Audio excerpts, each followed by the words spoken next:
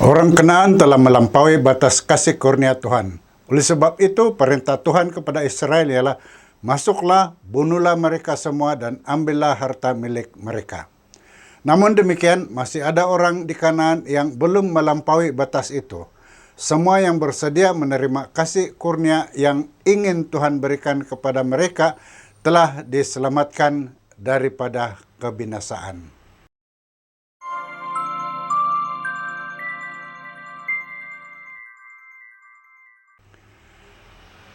Halo, selamat kita bertemu kembali di channel Wahyu Pengharapan melalui segmen ringkasan pelajaran Alkitab, dan ini merupakan seri kajian untuk pelajaran kedua bagi suku tahun yang keempat, yaitu pelajaran yang kedua dengan topik Heran oleh Kasih Kurnia.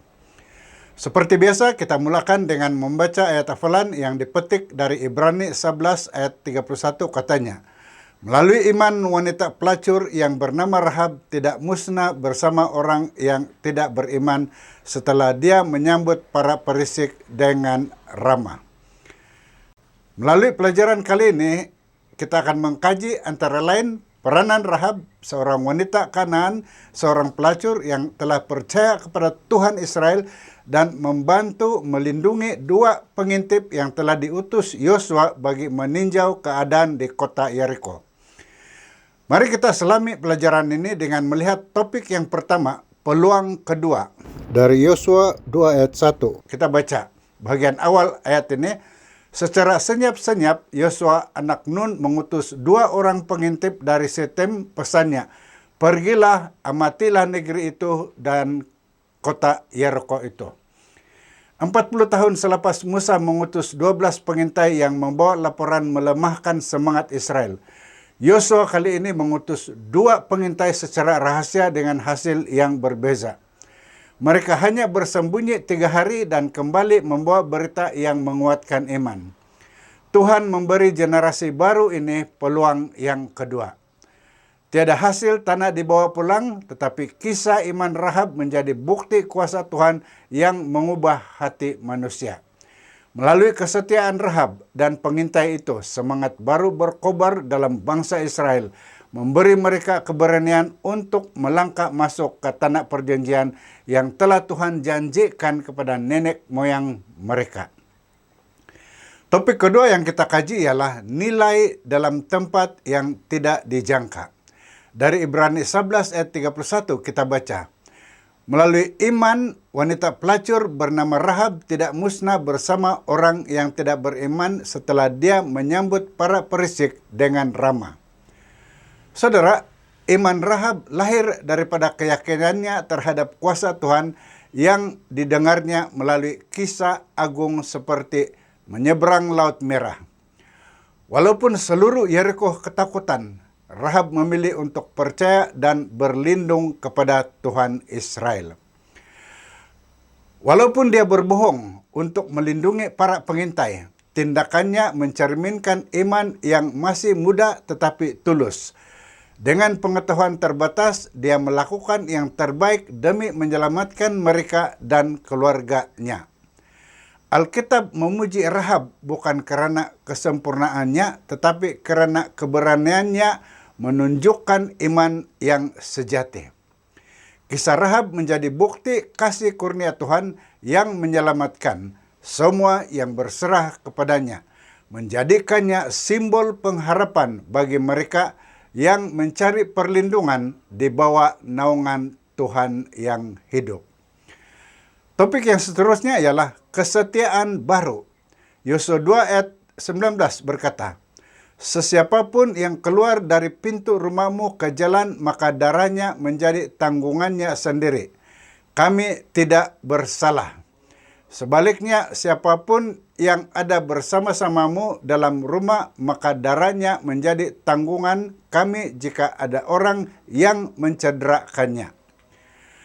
Logik Rahab sungguh jelas dan penuh iman.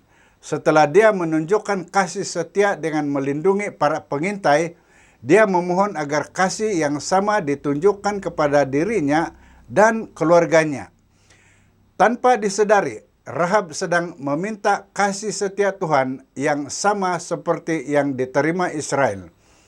Para pengintai kemudian menetapkan syarat yang melambangkan pengalaman Paskah. Seperti Israel yang selamat di bawah tanda darah pada ambang pintu, Rahab juga harus menggantungkan tali merah di tingkap rumahnya dan tidak keluar dari situ. Melalui tanda sederhana itu, Rahab dan keluarganya diselamatkan dan diterima ke dalam perjanjian Tuhan. Satu gambaran indah tentang kasih setia dan keselamatan yang terbuka kepada sesiapa yang percaya dan taat kepadanya. Kita teruskan dengan topik pada Rabu, nilai yang bercanggah. Kita baca dari Yosua 9 ayat 6 katanya, "Lalu pergilah mereka menemui Yosua di perkemahan di Gilgal. Kata mereka kepadanya dan kepada orang Israel, kami datang dari negeri yang jauh. Sekarang ikatlah perjanjian dengan kami." Rahab dan orang Gibeon sama-sama mendengar tentang kuasa Tuhan dan mencari perlindungan daripadanya, namun dengan cara dan hasil yang berbeza. Saudara, Rahab bertindak spontan karena imannya kepada Tuhan yang benar, sedangkan orang Gibeon menipu dengan sengaja untuk menyelamatkan diri. Rahab diterima sepenuhnya dalam umat Tuhan, sementara orang Gibeon menjadi hamba kepada Israel selama-lamanya.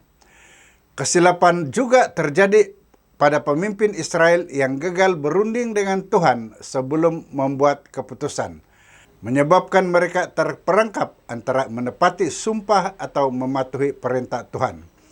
Kisah ini mengajar bahwa iman yang tulus membawa penyertaan dalam kasih kurnia Tuhan, sedangkan keputusan tanpa doa sering membawa akibat yang sukar diperbaiki.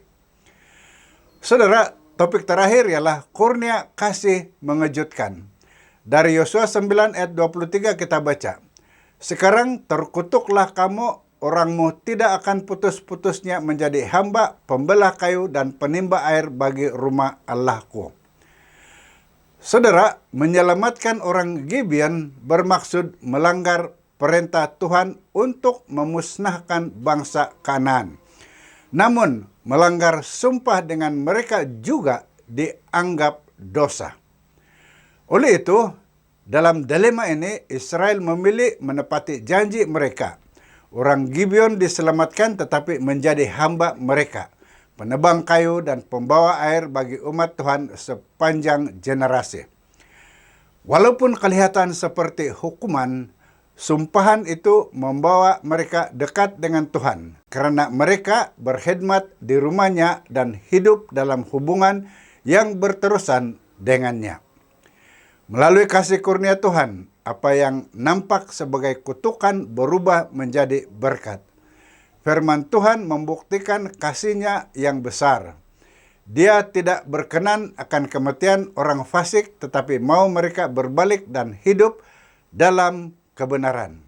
Saudara, ringkasan petikan dari pena inspirasi berbunyi begini. Tuhan menetapkan agar Israel menduduki seluruh tanah yang dijanjikan dan menyingkirkan bangsa yang menolaknya. Namun melalui watak dan kesaksian Israel, Tuhan ingin menarik semua manusia kepadanya. Seperti Rahab dan Ruth, siapapun yang meninggalkan penyembahan berhala boleh bergabung dengan umat pilihan Tuhan. Berikut 3 poin penting dari ringkasan kita hari ini sebagai kesimpulan. Pertama, kasih kurnia Tuhan terbuka kepada semua yang percaya. Walaupun bangsa Kanaan telah melampaui batas kesabaran Tuhan, masih ada individu seperti Rahab yang memilih untuk percaya dan berlindung di bawah naungannya. Tuhan sentiasa memberi peluang keselamatan bagi sesiapa saja yang beriman kepadanya tanpa mengira asal-usul mereka. Kedua, tindakan iman membawa penyertaan dalam perjanjian Tuhan. Rahab bukan sahaja diselamatkan, tetapi juga dimasukkan ke dalam umat perjanjian Tuhan karena imannya disertai dengan tindakan. Sebaliknya, orang Gibeon walaupun menipu tetap diterima di bawah perlindungan Tuhan sebagai hamba, menunjukkan bahwa Tuhan mampu mengubah sumpahan menjadi berkat bagi mereka yang mendekati Dia. Dan yang ketiga, tujuan Tuhan ialah menarik semua bangsa kepadanya melalui umat pilihannya. Bangsa Israel dipanggil bukan semata-mata untuk menakluk, tetapi juga menyatakan watak Tuhan yang penuh kasih dan adil kepada dunia, kepada semua bangsa. Seperti Rahab dan Rut, semua yang berpaling daripada penyembahan berhala kepada Tuhan yang benar diundang menjadi sebahagian daripada umat pilihannya. Saudara, sekian ringkasan pelajaran Alkitab untuk kajian minggu ini. Saya harap Anda telah mendapati maklumat yang dikongsikan melalui video ini sangat berinformatif dan membantu Anda. Pastikan Anda sudah tekan like dan share video ini serta subscribe pada channel ini dan tekan lonceng notification agar Anda tidak terlepas menonton video yang akan dimuatkan nanti. Dan jika Anda ada pertanyaan atau ada pandangan yang ingin dikongsikan, sila luangkan masa untuk meninggalkan komen di bahagian komen di bawah ini atau hantar ke nomor yang tertera. Dan katakan kepada kami dari mana Anda menonton video ini. Dan sila terus menonton pada video yang dicadangkan di sini. Terima kasih karena menonton dan jumpa lagi di video akan datang. Tuhan memberkati Anda.